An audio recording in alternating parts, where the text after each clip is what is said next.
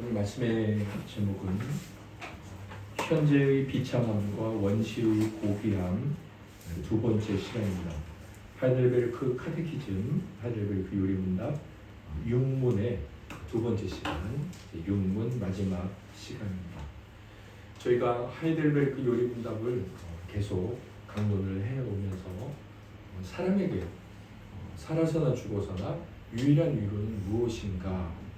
라는 질문, 모든 세상 사람들이 살아가면서 하는 질문, 어디에서 내 삶의 평안을 찾고 위로를 찾고 나는 만족을 찾고 나는 정말 괜찮은 삶을 살 수 있을까? 다 그 질문을 하고 살죠. 그것을 자랑하고 있고 또 그것을 가르쳐주는 사람을 따라가고 있습니다. 우리 안에 본능적으로 있는 어떤 본성적 욕구겠죠. 하나님께서 그것을 우리 안에 주셨기 때문입니다. 그리고 우리 안에 그것을 주신 하나님께서 우리에게 먼저는 우리가 죄와 비참함이 얼마나 큰가 하는 것을 알아야 되고, 그리고 그것을 어떻게 구원을 받는가 알아야 하며, 그것을 구원하신 하나님께 어떤 감사를 드려야 하는가, 이 지식이 있어야 된다고 말씀하셨습니다. 그리고 첫 번째 지식인 우리가 왜 비참하다고 성경은 말하고 있는 거지? 라는 질문에 대해서 율법이 그렇게 말을 하고 있다. 율법이 도대체 어떻게 말을 하고 있느냐? 율법은 하나님을 사랑하고 이웃을 사랑하는 것이다 라고 예수 그리스도께서 마태복음 22장 27절에서 30절에 우리에게 요약하여 가르치고 계십니다. 그렇다면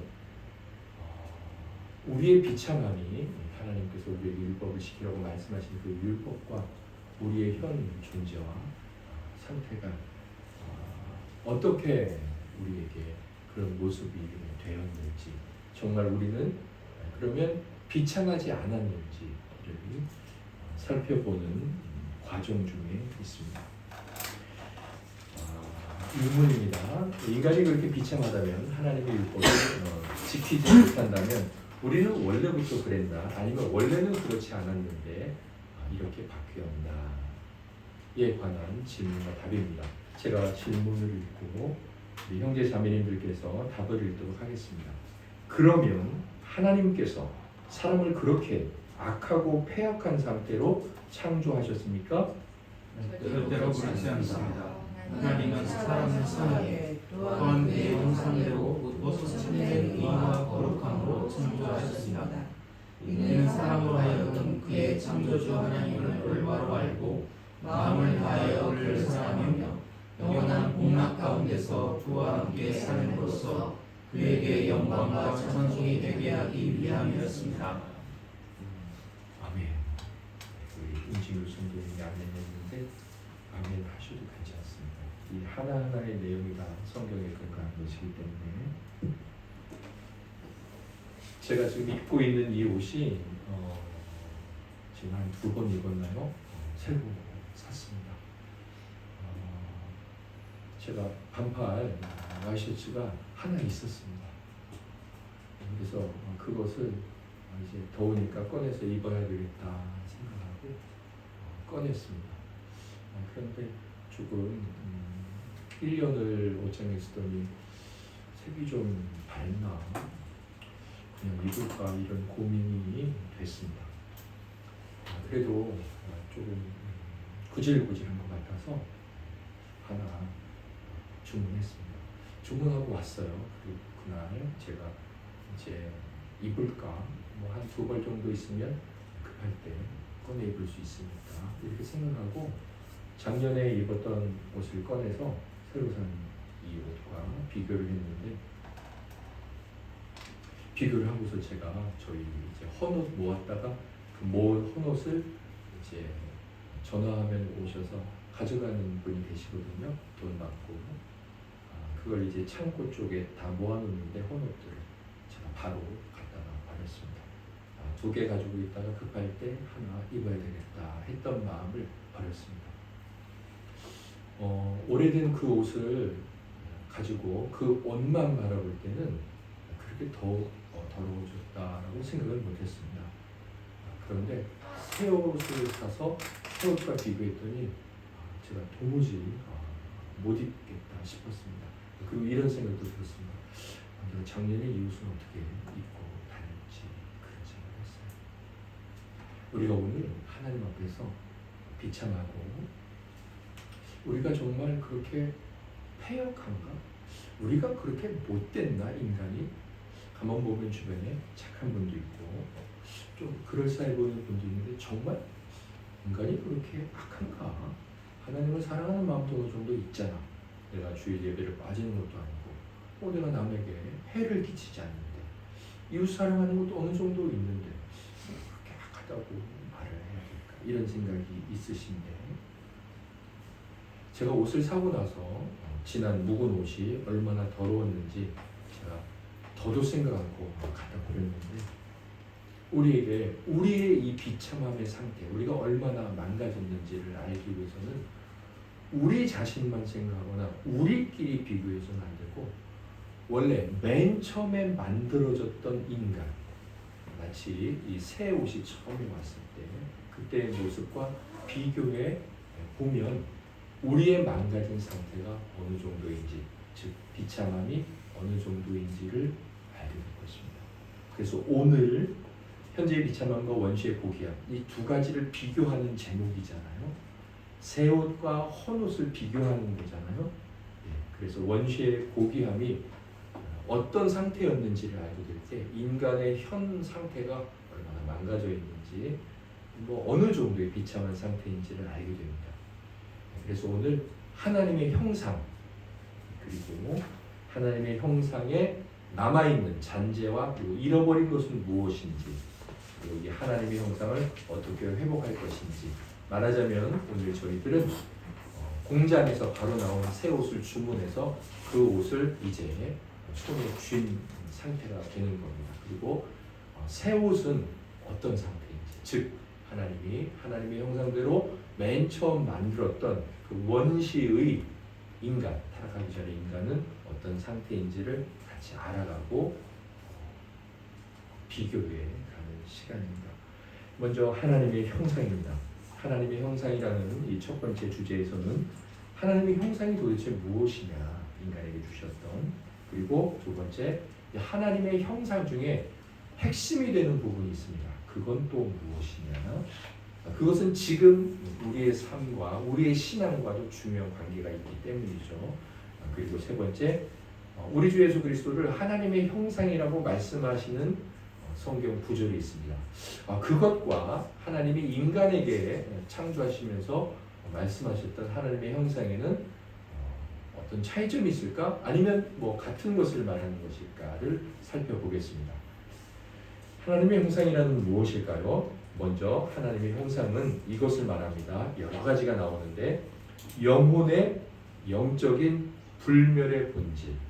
네, 영혼이 이 영적인 것이 불멸, 절대로 사라지지 않는 것. 그게 하나님께서 인간을 창조하시고 주신 하나님의 형상입니다. 전도서 3장 1절에 보면 제가 이제 적지는 않았는데 오늘 아침에 좀 갑자기 생각이 났어요.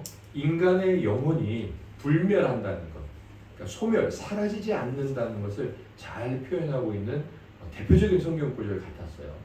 제가 전도서 3장 1절인데 제가 읽어드릴게요. 인생들의 혼은 위로 올라가고 짐승의 혼은 아래 곧 땅으로 내려가는 줄을 누가 알랴. 이 솔로몬 께서 전도서를 쓰시면서 인간의 영혼은 위로 가고 짐승들의 영혼은 땅 아래로 간다. 이렇게 뭔가 비교하는 성경 구절을 성령의 감동하심으로 썼는데 이 안에도 인간의 영혼이 불멸한다는 것, 그것에 관한 논리적 표현이 잘 나와 있습니다. 하나님께서 원시의 사람 아담과 하와죠. 그들을 창조하신 다음에 아니죠. 하나님의 형상대로 창조하셨다 그랬으니까 그들을 창조하신 그 하나님의 형상 두 번째는 무엇일까요? 무엇이냐면 하나님과 그분의 뜻과 역사하심에 대한 본성적인 개념과 생각들 그것들을 그들 안에 주신 것입니다. 이미 본성적이다라는 말 안에 담겨 있죠. 주셨다가 그러니까 그들은 태어나면서부터 뭐가 있었냐? 하나님 세 가지입니다. 그리고 그분의 뜻 그리고 그분의 일, 이게 이제 하나님 뜻 역사거든요. 이 세 가지에 대해서 타고나면서부터 이건 이거고 저건 저거야 이런 개념과 생각들을 우리에게 주셨습니다. 세 번째, 하나님의 형상이란 뭐냐? 첫 인간에게 있었던 그것은 전인의 순결함과 순전함입니다. 전인은 이렇게도 말할 수 있어요. 전 존재 혹은 전인격. 그러니까 어떤 한 사람을 말할 때 우리는 그 사람의 외모를 말할 수도 있고 그 사람의 영혼을 말할 수도 있고 그 사람이 갖고 있는 가치관, 세계관, 그 사람의 사고방식 이런 것을 말할 수 있죠. 네, 이 모든 것을 전인이라고 할 수 있어요. 그래서 이 원시 인간은 타락하기 전에 하나님 만드신 인간은 그 모든 것이 행동, 생각, 영혼, 의지 이 모든 것이 순결하고 순전했습니다. 밑에 있는 각주를 보시면 세 가지가 나옵니다. 의지, 그 다음에 마음, 어떤 성향들이죠. 그리고 행동, 이것들이 온전했어요. 의롭고 거룩했습니다. 자, 하나님의 형상이 있었다. 원시인간에게 어떤 의미일까요? 네 번째, 완전한. 그러니까 우리가 완전하다고 말할 때 성도들은 이렇게 생각해야 합니다. 하나님 안에서 누리는, 그게 완전한 거. 나 정말 완전하게 오늘 행복해 그랬을 때 몸도 건강하고 돈도 있고 관계도 좋고 그렇게 세상을 말할 수 있지만 우리는 이 완전함이 완전하신 분 하나님이시잖아요. 그러니까 나는 지금 하나님 안에서 뭔가요. 그런 의미의 완전한 복락과 기쁨입니다. 그게 이제 하나님 안에 있었던 원시 인류의 형상이에요. 하나님의 형상. 그래서 비참함, 또 부패함 이런 것들이 전혀 없는 상태였습니다. 이것과 관련한 말씀도 있습니다. 잠언 10장 22절에 보면 우리가 좀 이해하기 어려워요. 이게 어떻게 가능하지 싶어요. 뭐라고 되어 있냐면 여호와께서 주시는 복은 사람을 부하게 하고 근심을 겸하여 주지 아니하시느니라. 제가 어제 어느 텔레비전 프로를 봤는데 이끌어가는 이제 주된 이제 사회자가 이런 말을 하더라고요. 자기가 이제 운동선수거든요. 자기가 이제 스카웃을 여러 번 농구팀에 갔는데 당연히 돈을 많이 주는 회사로 점점 옮겼다 이렇게 이야기를 하면서 그런 말 하더라고요. 그런데 돈을 많이 줄수록 책임이 많아지더라. 책임이 많다는 건 뭘까요? 더 힘들었다는 거죠. 우리는 너무나 당연히 돈을 많이 주거나 뭔가 많이 갖게 되면 이 땅에서는 어떻습니까? 더 많이 근심이 있습니다. 더 많은 고난이 있고요. 불안이 있고요. 책임이 있죠. 그런데 잠언 10장 22절은 우리가 그래서 이해할 수 없는 구절입니다. 하나님의 복은 어떻습니까? 사람을 부하게 하시는데 거기에 따라오는 근심을 같이 주시지 않는다. 하나님의 완전성이고요. 이것은 사실 이 땅에 있는 물질적 돈으로 이해하면 절대로 이해할 수 없습니다. 이것은 천국의 보화를 쌓는다고 말씀하신 그 주님의 말씀을 이해하는 같은 선에서 이해할 수 있는 겁니다. 하나님이 주시는 부유함은 그렇다는 거예요. 혹은 이 땅에서 하나님이 재물을 주실 때 그것은 범죄가 연루되지 않은, 절대로 근심하지 않는 정직한 그런 물질을 주신다. 또 이제 그렇게 이해하고 받아들이는 말씀이기도 합니다. 아무튼 원시의 인간은 하나님의 형상이 그대로 보존됐는데 그들은 완전히 하나님 안에서 공작과 기쁨을 누렸어요. 어떤 부족이나 불안, 염려, 또 이제 부패함이 없었습니다. 다섯 번째 마지막으로 원시의 인간이 있었던 하나님의 형상이라는 뭘까요? 그것은 무엇과 존귀함이, 그들에게는 존귀함이 있었습니다. 네, 그들은 마치 하나님과 같았어요. 이렇게 말할 수 있었습니다. 그리고 그 앞에는 위엄입니다. 그들은 위엄과 존귀가 있었습니다. 이 위엄이 있었다는 것은 하나님의 형상대로 빚어진 맨 첫 인간이 어떤 다른 피조물들에 대해서 하나님의 대리 통치자로 다스리고 명령하고 그들을 잘 이끌었다는 겁니다. 이것을 이렇게 언뜻 살펴볼 수 있는 정황이 있죠. 하나님께서 아담과 아담에게 어떻게 동물들에 대한 통치를 하고 있는지 보셨는데, 아담이 어떻게 합니까? 동물들이 다 왔을 때 이름을 다 지어 주죠.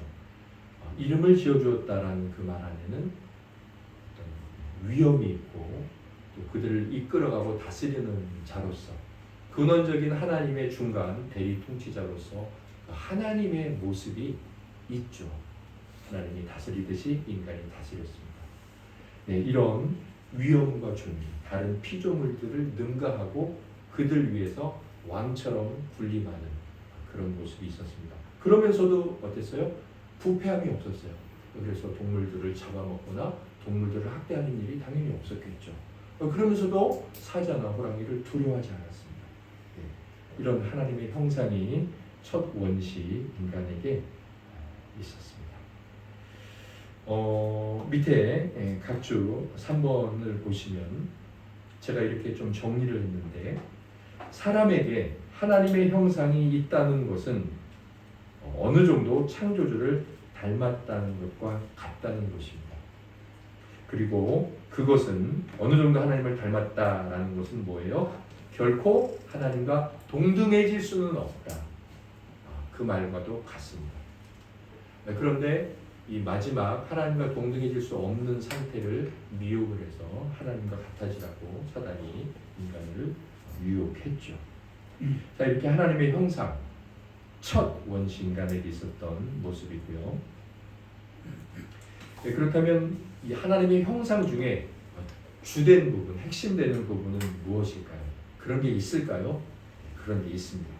바울 사도께서 성령의 감동하심으로 에베소 4장 24절에 이런 말씀을 하는데 같이 읽고 아멘 하겠습니다.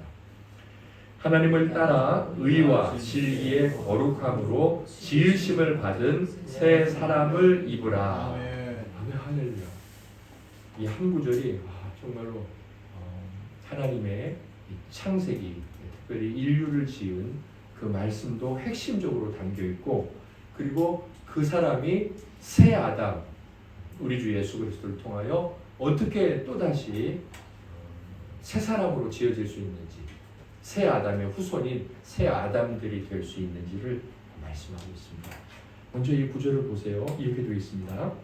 하나님을 따라 지음을 받은 사람. 4장 24절에 앞에, 중간, 뒤에 하나님을 따라 지음을 받은 사람, 이렇게 말하면 이건 창세기 1장에 나오는 성경 구절, 하나님이 자신의 형상을 따라 사람을 만드셨다. 예, 이 4장 24절 안에는 창세기 1장이 잘 담겨 있습니다. 자, 그런데 4장 24절 안에는 그것만 담겨 있는 것이 아니라 이렇게 되어 있어요. 하나님을 따라 지으심을 받은 사람인데, 그 사람은 당연히 아담인데 그 아담 이야기를 하지 않고 새 사람을 말하고 있습니다. 새 사람. 그리고 나서 뭐라고 말을 하냐면 의와 진리의 거룩함. 사실은 의와 거룩함이에요. 진리는 뭐 참된, 진짜 이렇게 표현할 수 있는데, 의와 참된 거룩함으로 지으심을 받은 새 사람을 입으라라고 오늘 우리에게, 성도에게 말씀하고 있습니다. 이 말씀을 통해 알 수 있는 것은 오늘도 하나님의 형상을 따라 만들어진 아담이 될 수 있다는 것입니다. 그런데 어떻게 그렇게 될 수 있냐면 의와 거룩함을 따라서. 자, 그럼 이 의와 거룩함은 무엇입니까? 예수 그리스도는 하나님의 의인이, 이렇게 말씀하셨습니다. 그래서 우리가 예수 그리스도 안에서 새 사람으로, 새 아담으로 하나님의 모습을 따라 지으심을 받을 수 있다는 겁니다. 그런데 이 말씀 안에는 하나님의 모습이 무엇이며 그 모습 중에 핵심이 무엇인지 두 가지가 나오는데, 그게 바로 의와 거룩이에요. 그래서 하나님의 형상의 핵심은 무엇이냐? 의와 거룩함입니다. 의와 참된 거룩함. 오늘 우리가 새 사람이 되어서 하나님의 모습대로 살아가고 있는가를 알 수 있는 게 무엇이냐면 예수 그리스도의 의, 그것을 덧입었느냐, 또 예수 그리스도의 거룩함, 그것을 소망하고 그 안에서 살아가고자 하는 열망이 있고 그것이 우리 가운데 점점 발현되어지느냐, 그것이 바로 우리로 하여금 하나님의 형상을 닮았음을 말씀하고 있는 내용입니다. 네, 그런데요, 여기에는 핵심이기는 하지만 이 핵심을 통해서 하나님의 형상의 나머지 부분도 우리가 함께 있다는 것을 알 수 있습니다. 하나님의 형상에는 하나님과 하나님의 뜻과 하나님이 하시는 일에 대한 어떤 지식들이 본성적으로 있었잖아요. 두 번째 보면 개념과 생각들, 그런 것들이 있었잖아요. 아담과 하와는 태어나면서부터 하나님이 어떤 분이라는 걸, 그분이 어떤 일을 하실 것이라는 것을 알았다는 거예요.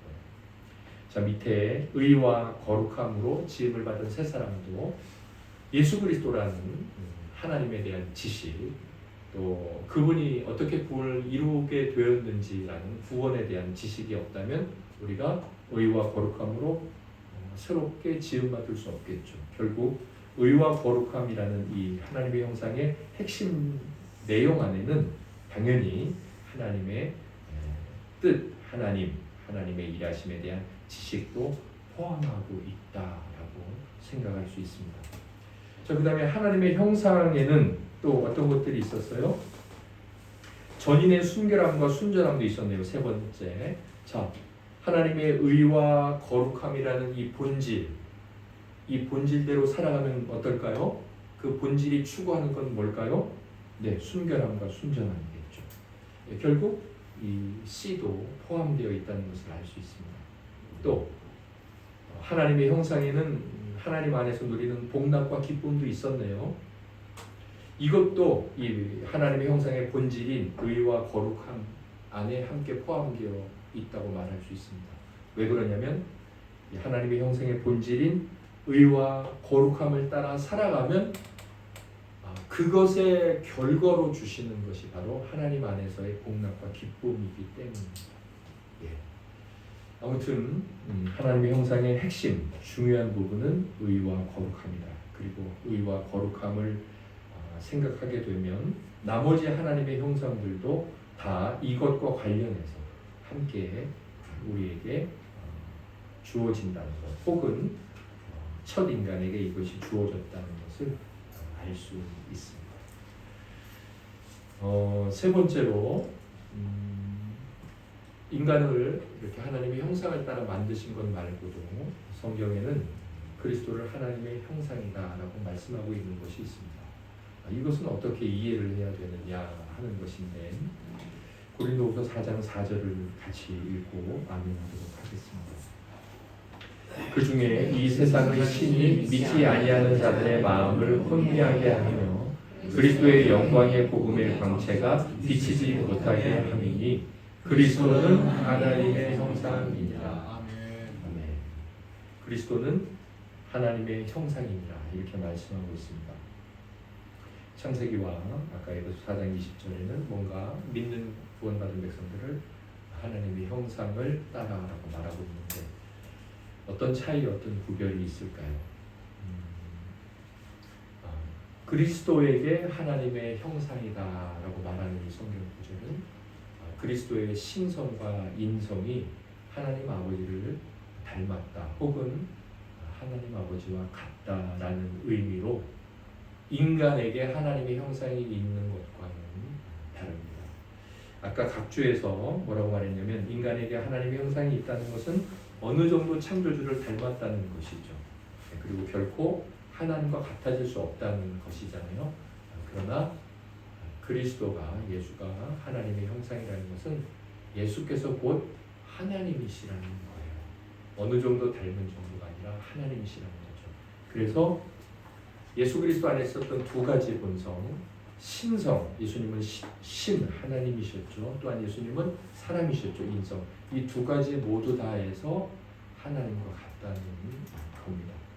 어떻게 갖느냐? 신성으로 보면 예수 그리스도는 하나님처럼 영원하십니다. 그리고 예수 그리스도는 본질이 같으시죠. 하나님 성부께서는 창조하시잖아요. 그런데 예수 그리스도께서도 창조하시는 분이죠. 그렇게 하나님과 본질이 같습니다. 또 구원을 이루는 것을 보면 예수 그리스도는 자신을 통하여 구원을 받을 수 있다고 말씀하시죠. 구원은 하나님만 하시는 것 아니에요. 이렇게 신적인 면에서 예수 그리스도는 성부 하나님, 아버지 하나님과 같으십니다. 그게 바로 그리스도가 하나님의 형상이라는 의미예요. 그리고 인성, 사람으로 봐도 예수 그리스도는 하나님과 같은데 사람으로 봤을 때 어떻게 하나님과 같을까라고 생각하면 그리스도께서 받으신 은사가 있습니다. 그분의 지혜, 또 그분의 능력, 또 그분의 어떤 사랑, 이 모든 면을 보면 그리스도는 죽은 자를 살리기도 하셨죠. 생명이 없는 자에게 생명을 줄 수 있는 분은 생명이신 분만 할 수 있는 거잖아요. 그런데 하나님이 생명이잖아요. 결국 예수 그리스도께서 죽은 자를 살리셨다는 것은 이분이 생명을 줄 수 있는 하나님이라는 거죠. 이렇게 권능 면에서, 그리고 지혜 면에서 그 사람의 마음에 무엇이 있는지 주님은 다 아셨죠. 그래서 내 마음에 왜 그렇게 생각하느냐라고 마음을 보셨습니다.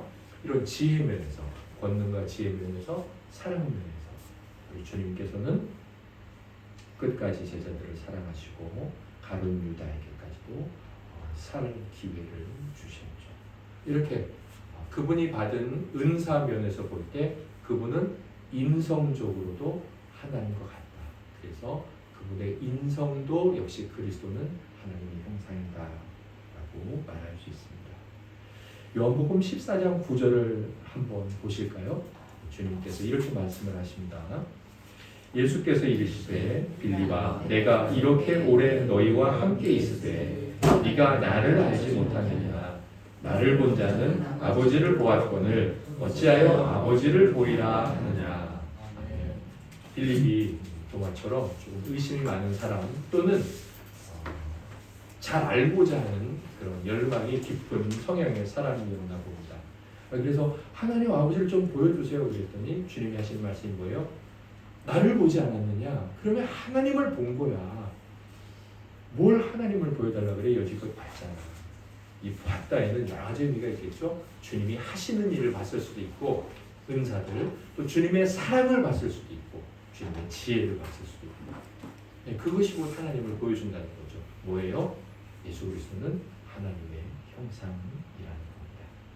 자, 이렇게 하나님의 형상과 관련해서 그리스도를 하나님의 형상이라고 하고 부르는 것까지 살펴봤습니다.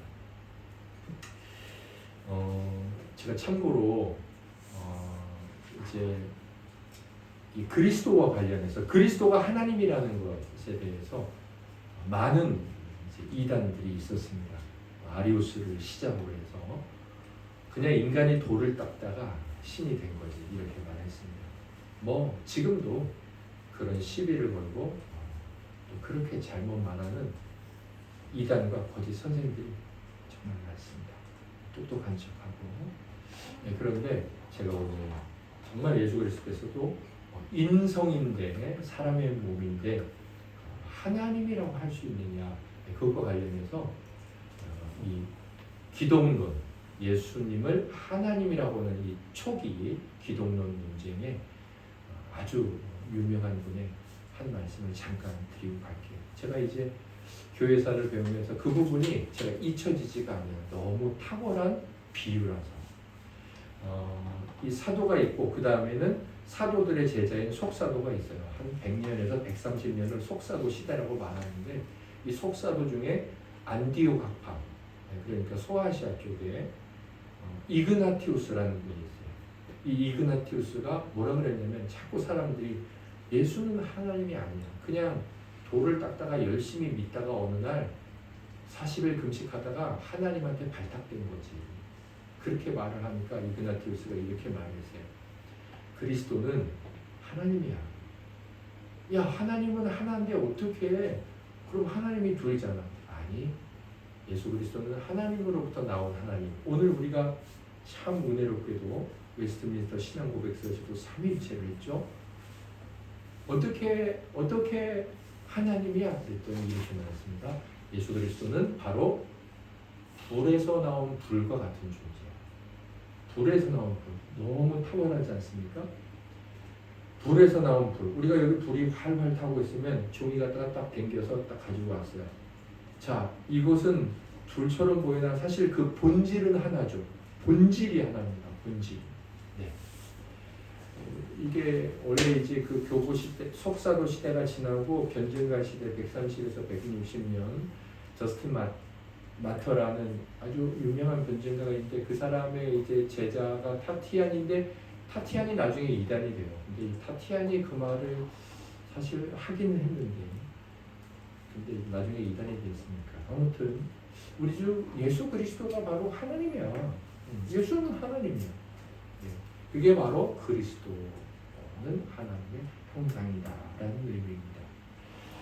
자, 이 하나님의 형상과 관련되어서 그렇다면 원시 인간이 하나님의 형상이 이런 게 있었어야 된다면 지금 우리는 어떠냐? 지금 우리는 어떨까요? 뭔가 잃어버린 것이 있겠고 그 중에 또 남아있는 게 있겠죠. 네. 뭐 제 옷도 깨끗함은 잃어버렸고 형태는 남아있고 뭐 아무튼 그렇게 하나님의 형상의 잔재와 상실에 대해 살펴보도록 하겠습니다. 먼저 아직까지 남아있는 것들 하나님의 형상의 잔재들이라고 그랬는데 저와 여러분들에게 있는 하나님의 형상입니다. 우리에게 이 형상이 있을까요? 심지어 밖에 비기독교인들에게도 하나님의 형상이 있을까요? 있습니다. 첫째 뭐가 있느냐? 영혼의 본질과 그 능력들이 있습니다. 네, 영혼의 본질. 영혼의 본질과 능력들이라고 그랬는데 예를 들면 뭐가 있을까요? 예를 들면 의지의 자유입니다. 나 사과 먹고 싶어. 뭐 수박 먹고 싶어. 나는 수박 먹을래. 자, 이게 바로 뭡니까? 하나님의 형상이 뭔가 남아있는 이 흔적들이에요. 흔적들. 우리가 영혼의 의지와 자유를 가지고 있죠. 네, 생각의 의지와 자유. 그 다음에 지성입니다. 우리의 지식에는 하나님에 대한 지식 혹은 신에 대한 지식. 그래서 믿지 않는 사람들도 뭐 신을 찾고 뭐 구슬하고 그러지 않습니까? 또 여러 가지 예술들 하지 않습니까? 학문들 있지 않습니까? 훌륭한 클래식, 베토벤, 모차르트 이런 사람들, 그다음에 훌륭한 과학자들 지금도 여러 가지 것들을 개발하지 않습니까? 그게 다 뭐냐면 그들이 하나님을 믿지 않고 음악을 작곡하고 하나님을 믿지 않고 지금 과학기술을 개발하는 사람이 있다고 할지라도 그들이 갖고 있는 지식이나 예술적 능력이나 이 모든 것들은 하나님께서 인간에게 주신 그 하나님의 형상, 아까 보면 나오죠. 어떤 개념이나 생각들, 그것들의 어떤 흔적들이라는 거예요. 그래서 사실 기독교인은 찬송가만 듣고 뭐 기독교 서적만 보느냐 주로 그렇게 해야 하죠. 그러나 우리가 다른 음악들, 아름다운 음악들을 터부시해서는 안 돼요. 그것을 즐기고 그것에 빠져서도 안 되지만 그 음악들을 들으면서 어떻게 해야 될까요? 대단한 작곡가다라고 그렇게 말을 할 수 있겠지만 그를 만드신 하나님, 우리에게 능력을 주신 하나님. 그리고 우리가 병원에 가서 치료를 받고 약을 먹는 것에 대해서 절대로 기도해서 나야지 이렇게 생각해서도 안 됩니다. 왜 그렇습니까? 하나님께서 인간에게 지식을 주시고 지혜를 주셔서 그 사람이 열심히 공부하게 해서 의사가 되게 하시고 그런 약을 만들게 하셨죠. 하나님이 주신 것들이에요. 그리고 이 세상이 유지되고 보존될 수 있도록 하나님께서 믿지 않는 자들에게까지 지식을 주신 것. 그게 바로 인간 안에 있는 지성, 이게 하나님의 형상에 남아있는 잔재들입니다. 그 다음에 세 번째는 도덕적인 덕목들입니다. 네, 인간은 겉으로 어떤 일들을 이건 하면 안 되지 사람들이 보는데 또는 내 양심에 꺼리낌이 있는데 이렇게 하면 안 돼 이런 도덕적인 덕목이 있습니다. 인간들에게 다 있죠. 물론 이것이 아주 극심하게 상실된 사람이 있습니다. 그렇죠. 뭐 남들이 보든 어떻든 네, 천차만별이죠. 그 수준은. 그러나 아무튼 이 도덕적인 덕목들이 인간에게 남아있는데 이것도 하나님의 형상입니다. 지금 마약 문제가 너무나 심각한데 마약할 때 그 마자가 무슨 마자입니까? 마귀할 때 마자랑 똑같은 거예요. 그게 왜 마귀의 약일까요? 여기에 있는 이 도덕적인 덕목을 완전히 무시하죠. 그렇죠. 마약에 취하게 되면 대낮 찻길 한 군데 나와서 춤추고 있는 여자. 네, 어떤 인간으로서 갖고 있는 수치감, 저렇게 해서는 안 되는데라는 기본적인 생각과 사고방식을 완전히 어떻게 하죠? 무너뜨려 버리죠. 그나마 그 잔재와 흔적들을 싹 없애버립니다. 네 번째, 인간들에게 지금까지 남아있는 하나님의 형상의 흔적은 뭘까요? 세속적인 축복들을 누릴 줄 아는 거예요. 그러니까 복을 누릴 줄 알아요. 복을 좋아해요. 잘 먹었으면 좋겠다, 잘 살았으면 좋겠다, 여행 갔으면 좋겠다, 뭐 했으면 좋겠다. 이렇게 자기의 욕구를 만족시키는 것들을 좋아하죠. 누구나 다. 왜 그러냐면 축복을 누리는 그 하나님의 형상들, 그것들의 잔재가 남아있기 때문입니다. 중요한 건 뭡니까? 세속적인 축복들을 누리길 좋아한다는 겁니다. 자, 그 다음에 다섯 번째로 어떤 하나님의 형상의 흔적이 있냐면 다른 피조물들에 대한 어느 정도의 지배와 통치입니다. 원래 피조물들을 다스리고 정복하고 그들을 잘 이끌어가는 건 하나님의 대리 통치자로서 인간에게 주어진 하나님의 형상이죠. 그때는 완전한 권위와 또 존귀와 위엄을 가지고 있었습니다. 그러나 지금은 어때요? 여러분들 놀이공원에 가서 사자, 곰 있는 곳에 돌아다니는 걸 세 글자로 사파리라고 하지 않습니까? 사파리 할 때 그냥 손잡고 스마트폰 들고 막 쓰다듬어 주면서 그렇게 다니시나요? 아니죠. 사파리 버스 타고 집차 타고 통과하지 않습니까? 왜 그렇습니까? 우리에게 하나님의 형상이 있긴 있어요. 그것들 우리보다 못해요. 그런데 완전하게 그것들을 다스리거나 위험을 갖고 있진 않아요.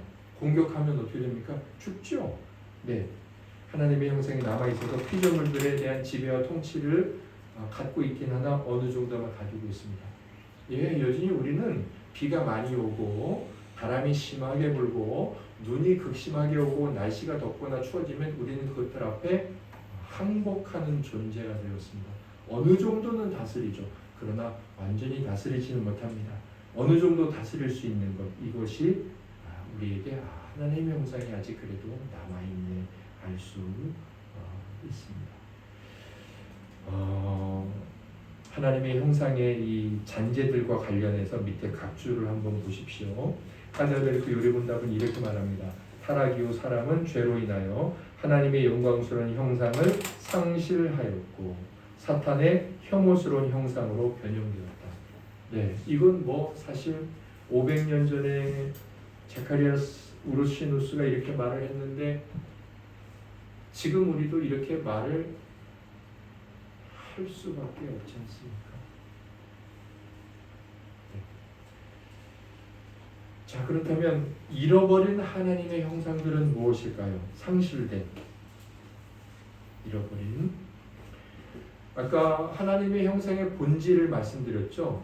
하나님의 형상 중에 핵심적인 것 두 가지, 의와 거룩함이라고 그랬는데 사실 이 잃어버린 것들은 어쩌면 하나님의 형상들 중에서 가장 중요한 거라고 말할 수 있어요. 아직 남아있는 것들도 하나님의 형상이니까 중요한데 어쩌면 좀 우리에게 가장 소중한 것들, 하나님의 형상 중에 그것들을 하필이면 우리는 잃어버렸습니다. 첫째 무엇이냐? 하나님과 하나님의 뜻과 완전한 구원 얻는 것에 관한 지식, 이것은 완전히 잃어버렸습니다. 그래서 어떤 인간이 태어난 인간은 그 상태로 내버려두면 하나님을 알 수 있고 뭐 하나님에 대한 지식이 있고 구원이 뭔지를 아느냐? 모릅니다. 네, 그것은 인간이 완전히 잃어버렸습니다. 두 번째, 하나님의 역사하심에 대한 올바른 생각과 지식과 깨달음. 네, 하나님이 어떤 일을 하십니다. 그래서 하나님이 이렇게 하시는 건 이렇게 하실 거야. 이런 올바른 지식이 있느냐? 없습니다. 인간에게 태어나서 그것을 가르쳐도 인간은 계속해서 의심하고 불안해합니다. 목사님들 만나서 뭐 이런저런 이야기를 했습니다. 그랬더니 목사님 몇 분이 그러시더라고요. 막 그렇게 기도를 드렸는데 그 기도가 안 돼가지고 그냥 기도 안 했어요. 예, 목사들조차 저조차도 하나님 앞에 무엇을 간구한 다음에 안 되면 상심을 해가지고 하나님이 하신 일에 대해서 바른 생각을 못합니다. 예, 성도들도 하나님 앞에 기도를 드려놓고 기도 응답을 받지 못하면 하나님 앞에 속상해서 삐지죠. 이게 뭐예요? 성경에 분명히 하나님은 의를 행하고 거룩을 행하고 사랑으로 일한다라고 말씀하고 있는데도 바른 생각을 갖지 못하는 거예요. 왜 그래요? 우리가 하나님이 일하는 것에 대한 올바른 생각, 지식, 깨달음을 잃어버렸기 때문입니다. 그래서 우리는 어떨까요? 그 옆에다 적어놓으세요. 우리는 무지하고요, 맹목적이에요. 그러니까 우리는 몰라요, 하나님 일하시는 걸. 그리고 맹목적이에요. 그냥 무조건 하나님 내게 좋으면 좋은 거니까 일단 제가 달라면 다 주세요, 다 주세요. 그렇게 자기 중심, 맹목적이에요. 우리의 기도가 가만히 들어보면 왜 그렇게 이 세상과 자기 중심적으로 흘러가고 있냐면 이 두 번째 것을 상실했기 때문이에요. 하나님이 일하시는 것이 전적으로 오라라고 고백한다면 간구 다 하죠. 그리고 결과에 대해서도 다 아멘하죠. 세 번째, 우리가 잃어버린 너무나 아까운 가장 중요한 하나님의 형상 세 번째는 뭐냐면 의지와 마음과 외형적인 부분에서의 하나님의 율법과 일치. 그러니까 우리 안에 뭘 하고 싶다, 저건 하면 안 돼, 이런 의지가 있죠. 또 어떤 마음 안에 사람들이 모르는 생각들이 있죠. 그 다음에 우리 행동들이 있죠. 이것들이 하나님의 이제 율법, 하나님의 명령, 그리스도께서 요약하신 것은 하나님 사랑, 이웃 사랑이죠. 그것과 원래는 일치했어요. 그런데 이건 완전히 잃어버렸어요. 그래서 우리는 일치하지 않습니다. 어떤 인간이든지 태어나서 가만히 놔두면 평생토록 반드시 사람을 한 번은 미워하고 못된 짓하고 거짓말하고 어떤 인간이든지. 그래서 로마 3장 10절에 모든 사람이 죄를 범하였으니 의인이 없나니 하나도 없노라 라고 말씀하신 그대로죠. 예, 이것은 완전히 상실됐어요. 그래서 우리는 성향적으로 또 우리의 욕구와 우리의 행동들은 이 하나님의 율법과 반대대로 행동하게 태어납니다. 그게 우리의 본성이에요. 완전히 잃어버렸기 때문에. 네 번째, 각종 피조물들에 대한 참되고 완전한 지배. 이것도 잃어버렸죠. 완전한 지배는 잃어버렸습니다. 다섯 번째, 하나님께서 그의 자녀들에게 베푸신 것들에 대한 올바른 사용. 이것도 완전히 잃어버렸습니다. 하나님이 우리를 사랑하셔서 은혜를 주세요. 그럼 우리가 하나님께 영광이 되도록 사용합니까? 아니죠. 하나님이 주신 돈 가지고 골프 치러 다니고 놀러 다니고 하나님이 주신 자유 가지고 건강 가지고 나쁜 짓 하고 하나님이 주신 이 자녀들에게 주신 것조차도 자녀들이 올바르게 사용하지 않습니다. 잃어버린 하나님의 형상들입니다. 마지막으로 완전히 잃어버린 게 뭐냐? 현세와 내세의 행복. 완전히 잃어버렸습니다. 현세와 내세의 행복을 잃어버렸다. 이거 뭐 어떻게 알 수 있을까요? 네, 우리의 행복을 집어삼키는 게 뭐죠? 죽음이잖아요. 우리는 죽음이 예정되어 있습니다. 그런데 육신의 죽음도 예정되어 있고 영혼의 죽음까지 예정되어 있습니다. 이게 이제 인간이 완전히 잃어버립니다. 네, 우리는 계속 그리고 죽음뿐만 아니라 고통, 재난, 위기들을 만나고 있죠. 그래서 현세의 행복도 우리는 상실했고 내세의 행복도 상실했습니다. 이 땅을 살아가면서 때때로 힘들고 우울하고 좌절됩니까? 예, 왜 그래요? 우리가 하나님의 형상을 상실해서 그렇기 때문입니다. 그러니 어떻게 될까요? 받아들여야 되죠. 그리고 살아서나 죽어서나 참된 위로가 무엇인지를 하나님 안에서 찾아가는 거죠. 그 안에 우리가 있는 거고요. 이렇게 하나님의 형상에 남은 것과 잃어버린 것들을 살펴봤습니다. 마지막으로 오늘 하나님의 형상을 그렇다면 어떻게 회복할 수 있는가? 일단은 회복할 수 있습니다. 그래서 회복할 수 있다고 말하고 있습니다. 이게 너무나 큰 소망이겠죠. 얼마나 큰 위로가 됩니까? 자, 먼저 그러면 누가 회복할 수 있느냐예요. 이건 이렇습니다. 생명을 회복하시는 분은 생명을 주시는 분밖에 없다. 제가 이렇게 정리를 했습니다. 네, 생명을 회복해요. 그런데 누가 그 생명을 회복할 수 있느냐? 생명을 주시는 분밖에 없다. 저 여러분들이 낡은 옷이 있어요. 더럽혀진 옷이 있어요. 더러운지 잘 모르겠어요. 근데 샀더니 더럽구나 알았어요. 도무지 밖에 못 다니겠는 거예요. 색이 이렇게 좋구나. 색구가 이렇게 깨끗하구나. 그래서 그 새 거를 갖는 길은 외부로부터 사는 것밖에 없어요. 우리 스스로는 만들어낼 수가 없어요. 예, 하나님께서 우리들에게 생명을 주실 수 있습니다. 그래서 하나님께서 생명을 주셨기 때문에 우리를 하나님의 형상대로 만드셨기 때문에 만드신 그분이 우리를 회복할 수 있습니다. 자, 그럼 형상의 회복 과정은 어떻게 될까요? 먼저 성부 하나님께서 그 아들, 성자 하나님이죠. 아들을 통해 이 형상을 회복하십니다. 예, 이건 외부로부터 된다 그랬잖아요. 그러니까 우리 스스로 할 수가 없는 거예요. 뭐 어떻게 빨고 뭐 그래봤자 여전히 누더기예요. 될 수가 없습니다. 고린도전서 1장 30절 오늘 중심 말씀이죠. 아주 귀한 말씀입니다. 같이 읽고 아멘하겠습니다. 너희는 하나님으로부터 나서 그리스도 예수 안에 있고 예수는 하나님으로부터 나와서 우리에게 지혜와 의로움과 거룩함과 구원함이 되셨으니 아멘 할렐루야. 자, 성도님들 저를 바라보시고 질문 한번 드릴게요. 아까 하나님의 형상 중에 두 번째 하나님의 형상의 본질, 하나님의 형상 중에서 핵심 두 가지 뭐라 그랬습니까? 에베소 4장 24절에서 하나는 뭐였죠? 어이구 우리 친구성들 아주 잘 대답했어요. 너무 기쁘네요. 고등학교 1학년이 이 어려운 하이델베르크를 듣고 대답까지 하다니 그 다음에 또 하나는 뭐죠? 거룩함. 이게 하나님의 형상의 본질이에요. 그래서 이걸로 우리는 새 사람이 돼요. 그런데 어떻게 새 사람이 되냐? 나 이거 없는데 아무리 해도 하나님 앞에 설 자격이 안 되는데 뭐라고 말해요? 고린도 1장 30절에 의로움과 거룩함이 되셨대요. 우리에게 그것을 주셨대요. 누가? 그리스도께서. 잘 보세요. 너희는 그리스도 예수 안에 있대요. 그런데 그 예수는 뭐예요? 하나님으로부터 나와서 우리에게 지혜와 의로움과 거룩함과 구원함이 되셨다 그랬는데 바로 의로움과 거룩함이 되셨다. 그래서 예수 그리스도를 믿으면 그 예수 그리스도를 믿는다는 것은 예수 그리스도의 의와 거룩함이 내 것이 된다는 거예요. 그리고 그렇게 내 것이 되므로 우리가 하나님 앞에 에베소 4장 24절 말씀대로 하나님을 닮은 새 사람을 입게 되는 거예요. 자, 그런데 성부 하나님께서 바로 이렇게 그 아들을 통해 우리에게 새 사람이 된다, 하나님 형상이 회복된다라고 말씀하고 끝나지 않고 다시 아들은 성령을 통해 우리를 하나님의 형상으로 변화시키십니다. 고린도후서 3장 18절입니다. 같이 읽고 아멘하겠습니다.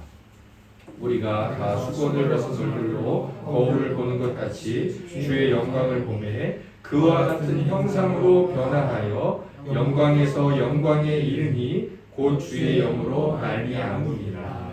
아멘. 자, 뭐 여기 여러 가지 말씀을 많이 담겨 있는데 그냥 간단히 말씀드리면 우리가 이제 주의 예수 그리스도를 통하여 예수 그리스도를 믿음으로 주님의 의와 거룩함이 내게 됐어요. 이제 내 겁니다. 자, 그러면 끝났어요? 나는 이제 하나님의 형상이냐? 아니에요. 우리가 그렇게 주님을 믿는 순간 우리 안에 성령님이 오셔서 점점 어떻게 합니까? 우리를 점점 더 우리에게 주신 의와 거룩함의 주인인 예수 그리스도를 닮아가게 해요. 누구를 통하여? 주의 영으로 우리가 점점 변화한다는 거예요. 그와 같은 영광으로 변화해요. 우리는 점점 변화합니다. 우리는 성형 수술하는 게 아니에요. 딱 바로 고쳐서 이제 당신 이렇게 됐습니다가 아니라 점점 변화하는 거예요. 마치 나이를 먹어가는 것처럼 그런 거죠. 그래서 너무 초조해하지도 마세요. 그러나 의심도 하세요. 나 왜 안 변하지?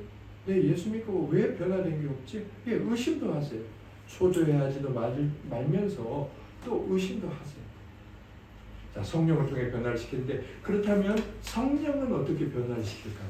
우리 안에 있는 성령께서는 그리스도로 말미암아 성내의 시행으로 말미암아 시작된 일, 우리 안에 오셔서 그 일을 변화시키는 일을 계속 수행하시며 결국은 완전하게 하십니다. 로마서 1장 16절인데 우리 같이 한번 읽어보겠습니다. 내가 복음을 부끄러워하지 아니하니 이 복음은 모든 믿는 자에게 구원을 주시는 하나님의 능력이 됩니다. 아멘. 아까 하나님은 누구를 통하여 구원하신다 그랬죠? 성부 하나님은 아들을 통하여 그리스도. 그런데 지금 로마서 1장 16절은 그 그리스도를 뭐로 표현했어요? 복음으로 표현했어요. 내가 복음을 부끄러워하지 아니하노니 그리스도를 부끄러워하지 않으니 이 복음은 이 그리스도는 모든 믿는 자에게 구원을 주시는 하나님의 능력이래요. 예, 결국 성령께서는 이 그리스도로 말미암아 또는 그리스도 말씀이신 하나님이니까 그리스도이신 말씀 혹은 말씀이신 하나님, 이 하나님의 말씀을 통하여 이 설교 묵상하는 것, 우리가 셀 모임 때 서로 살아온 삶을 말씀에 근거해서 나누는 이 서로 간의 도전과 권면, 이 그리스도를 통하여서 그리고 성례의 시, 성례는 뭐예요? 세례와 성찬, 또 이제 말씀도 이제 세 가지 큰 은혜의 방편 중에 하나예요. 네, 성례 말씀 기도. 아무튼 이런 성례의 시임으로 우리에게 점점 변화시키시고 결국은 완전케 하십니다. 이 형상 회복이 어떻게 되는지 한번 보세요. 뭐 영혼은 시작되고 굳건해지고 생이 끝날 때까지 계속 진행된다. 전이는 몸에 부할 때 완성된다 그랬는데 이것은 이런 겁니다. 간단히 말씀드리면 성령이 우리 안에서 설교를 듣게 하시고 그렇게 하시잖아요. 그러면 일단 우리는 영혼과 몸이 있죠. 영혼은 어떻게 변화되느냐 점점. 영혼은 일단 시작이 됩니다. 시작이 돼요. 예수를 믿으면. 그리고 점점 굳건해집니다. 그리고 뭐라고 되어 있어요? 끝날 때까지 계속 진행이 됩니다. 그러니까 우리 영혼이 하나님의 형상대로 변화되는 건 예수를 믿는 순간 시작이 돼서 점점 굳어지면서 생이 끝날 때까지 계속돼요. 이걸 바꿔 말하면 죽는 순간 완성이 되는 거예요. 변화가 완성이 돼요. 자, 그런데 영혼은 그렇고 우리는 영혼만 있지 않고 몸도 있잖아요. 이 몸은 어떻게 하나님의 형상대로 변할까요? 아직 우리 몸은 내 욕심을 좋아하고 남을 때리고 여러 가지 하나님의 형상을 안 닮은 부분이 있잖아요. 그럼 몸은 언제 변할까요? 몸은 죽는 순간 변할까요? 그럴 수 없잖아요. 죽으면 몸이 다 썩어 없어지는데 몸이 변해야지 완전히 변하는 거잖아요. 우리 몸은 언제 변하냐? 부활 때 변해요. 자, 그래서 예수 그리스도께서 심판의 주로 다시 오실 때, 그래서 우리가 부활할 때 이미 죽으면서 거룩하게 변화된 영혼과 이제 부활한 이 몸이 결합하면서 우리는 어떻게 돼요? 예수 그리스도처럼 영화로워지는 거예요. 영화로워지는 거예요. 네, 그래서 이제 우리 몸이 딱 죽을 때 영혼은 완전히 예수 그리스도처럼 바뀌는 걸 성화라고 말하면 되고, 몸까지 변화된 부활과 이 성화의 영혼이 합쳐진 걸 영화롭게 되었다. 예수 그리스도처럼 되었다. 이제 이렇게 말할 수 있습니다. 이게 형상 회복의 방식입니다. 사랑하는 형제 자매님들, 오늘 이렇게 하나님의 형상에 관해서 처음 모습, 또 이제 우리가 얼마나 그 모습이 변질되고 나가는 게 무엇이냐, 그리고 우리는 어떻게 변화될 수 있느냐를 알게 되었습니다. 제가 이번 주에요, 맥친 성경 기표를 보다가 너무 그동안 제가 보지 못하던 그런 생각이 있었는데, 그래서 그 말씀을 좀 가져왔는데 제목을 이렇게 정해봤어요. 히스기야는 참 위대한 사람이다. 참 위대하다. 대단하다. 나도 이렇게 살고 싶다. 이런 생각이 드십니까? 아니면 히스기야가 좀 불쌍한 사람인가 싶습니까? 우리 이사야 38장 3절과 5절을 읽어보세요. 같이 읽겠습니다. 시작. 이르되 여호와여 구하오니 내가 주 앞에서 진실과 전심으로 행하며 주의 목전에서 선하게 행한 것을 기억하옵소서 하고, 히스기야가 심히 통곡하니 너는 가서 히스기야에게 이르기를 내 조상 다윗의 하나님 여호와께서 이같이 말씀하시기를 내가 내 기도를 들었고 내 눈물을 보았노라. 내가 내 수 안에 15년을 더하고. 아멘. 히스기야가 죽을 병에 걸렸습니다. 그래서 이사야가 찾아가서 당신 이제 집 정리하시라. 이제 죽는다. 그랬더니 히스기야가 하나님 앞에 올라가서 기도 드리는 거예요. 기도 드린 내용이 3절이에요. 우리 성도님들은 3절 보실 때 히스기야가 어떻게 보이시나요? 히스기야가 뭐라고 기도해요? 하나님, 저는 진실로 행했습니다. 하나님, 저는 전심으로 행했습니다. 하나님, 저는 주님의 목전에서 선하게 행했습니다. 여러분, 주님의 목전에서 선하게 행했다는 걸 어떻게 느끼십니까? 저는 이렇게 느껴져요. 하나님은 어떤 것까지 보시죠? 마음도 보세요. 하나님은 밤에도 보세요. 아무도 없을 때도 보세요. 자, 그때도 선하게 행했대요. 그러면서 하나님 한마디로 제가 이렇게 하나님의 뜻에 맞게 살아왔잖아요. 이거 기억해 주세요. 이런 저를 이렇게 빨리 죽게 한다고요? 자, 이렇게 심히 통곡하고 울었는데 여러분 히스기야가 참 위대하고 너무 존경스럽고 또 위축되시나요? 히스기야를 보시면서 어떠시나요?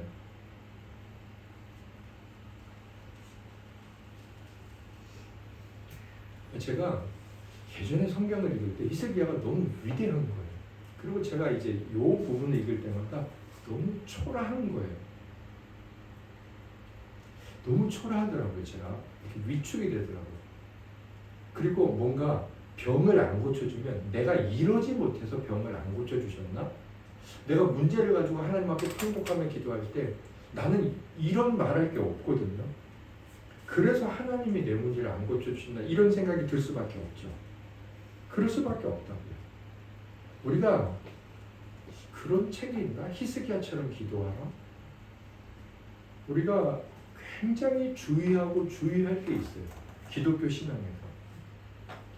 제가 이번 주 이제 이 구절 읽으면서 히스기야가 존경스럽죠. 존경스러워요. 저는 이렇게 살아내셨다는 게. 그리고 아름답죠. 그러나 그가 위대하지는 않았습니다. 그리고 한편으로 불쌍했어요. 왜 그러냐면요. 히스기야의 고백에는 뭐가 없죠? 자기가 자기를 변호하고 있잖아요. 히스기야의 변호자가 없는 거예요. 그러니까 자기가 잘 살아야 돼. 자기가 잘 살고 자기가 하나님 앞에 떳떳하고 자기가 하나님 앞에 의로워야 돼. 그래서 나 하나님 이렇게 살았잖아요. 그리고 하나님 앞에 항변하듯이 기도를 드려야 돼. 근데 저에게는 누가 계시냐면 예수 그리스도가 계셔서 예수 그리스도께서 제가 한 말이 없잖아요. 유구무원. 하나님 앞에 이런 말 들을 게 없다니까요. 내가 언제 하나님 앞에 온전히 진실하고 남들 안 볼 때 하나님 앞에 떳떳하게 살고 저는 그걸 말할 내용이 별로 없어요. 그래서 하나님 앞에 서서 문제 가지고 나갔는데 뭐 할 게 없어요. 말도 못하고 가만히 있는데 갑자기 옆에서 한 분이 이렇게 말씀하시죠. 내가 하나님의 뜻을 다 순종하지 않았습니까? 내가 하나님의 말씀에 온전히 살지 않았습니까? 하나님이 하는 건 내가 다 하지 않았습니까? 내가 하나님 사랑하고 이웃 사랑하고 내가 하나님 앞에서 불순종한 게 무엇입니까? 저를 봐서라도 이 종목사 불쌍히 여겨주시고 구해주세요라고 누가 갑자기 느닷없이 옆에서 저를 위해서 막 기도를 해주시고 간청을 해주시는 거예요. 저에게 중보자가 계시는 거예요. 그 중보자가 누구냐면 그리스도예요. 우리가 오늘 이 하나님의 형상과 관련해서 말씀을 들으면서 아주 중요한 사실을 하나 알아야 되는데 이 하나님의 형상과 관련해 우리가 그래서 뭔 결론이 나와야 되냐면 그리스도께서 영광을 받으셔야 한다는 거예요. 우리는 히스기야처럼 기도하지를 못해요. 그런데 히스기야처럼 기도할 수 있어요. 왜? 히스기야의 기도처럼 왜 기도할 수 있냐면 바로 그 모든 것을 예수 그리스도께서 대신해 주셨기 때문에. 그래서 대신 우리는 이렇게 안 하고 회개하고 나는 하지 못했어요. 회개하고 예수 그리스도께서 하셨잖아요. 예수 그리스도를 통하여 저를 좀 이 문제를 해결해 주세요라고 기도할 수 있다는 거죠. 그렇게 우리 안에 점점 당신의 형상을 회복할 수 있게 해주신 예수 그리스도께서 이 하나님의 형상을 통해 그리고 모든 구원의 진리와 과정을 통해 사실은 영광을 받으셔야 하는 거예요. 그래서 너무너무 우리 주님은 우리의 신앙의 핵심이고 찬송을 받으셔야 할 그 자체이고 높임과 영광을 받으셔야 할 바로 그 분이라는 거죠. 네. 그래서 위대한 면에서 보면 내가 더 위대하다. 나에게는 그런 중보자가 있습니까? 또 막 자신감에서 보면 내가 더 히스기야보다 더 낫다. 그러나 한편으로 나도 히스기야와 같은 아름다움 또 히스기야와 같이 점점 변화되는 일을 사모해야 되겠다. 물론 주의하셔야 될 건 그래서 하나님께서 히스기야의 내용을 듣고 이놈 착하게 살았네 그래도 그래 내가 그거 봐서 구원해 줘야지 라고 하신 건 절대로 아닙니다. 구약의 구원자도 예수 그리스도예요. 왜 그러냐면 구약은 모형이죠. 그래서 예수 그리스도입니다. 구원의 방식은 똑같습니다. 예수 그리스도의 여전히 히스기야를 고쳐주신 건 히스기야가 잘한 것 때문이 아니라 말씀에도 은근히 나와 있는데 내가 내 기도 들었다. 내 눈물 보았다. 우리가 상대편의 눈물을 볼 때 어떻게 됩니까? 마음이 그냥 확 녹아버리는 거죠. 그냥 불쌍한 거 아닙니까? 하나님은 잘했네 대단하다가 아니라 그래 불쌍하다. 하나님이 왜 인간을 불쌍하게 보실까요? 예수 그리스도 때문입니다. 이 안에도 예수 그리스도의 구원의 진리가 담겨 있는 거예요. 그러나 언뜻 보면 이렇게 자기 의를 가지고 나가는 이보다는 내가 너무 위대하다. 우리 주 예수 그리스도께서 우리의 모든 모임과 세상의 삶을 통해 바로 그분께서 찬송과 영광을 받으시는 그런 은혜가 저 여러분들에게 있기를 소망합니다. 아멘. 다 같이 일어나셔서 하나님께 찬송가 77장